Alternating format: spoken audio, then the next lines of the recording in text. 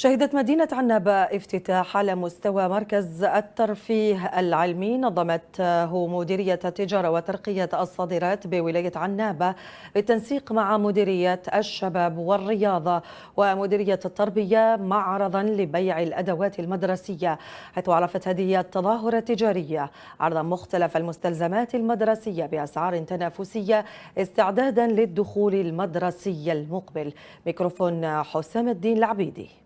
اليوم رانا متواجدين متواجدين على مستوى مقر البلدية عنابة. كما تشوفوا هناك تنويع من طرف تنويع نتاع المواد نتاع الخاصة بالدخول المدرسي، من أدوات مدرسية، من كتاب مدرسي، من مآزر إلى آخره بأسعار تنافسية.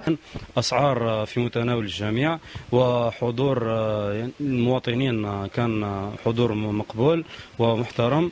اليوم جينا لمعرض الأدوات المدرسية، الحمد لله كلش كاين، متوفر كلش، الأسعار مقبولة، وانا نشوف كلش ما شاء الله.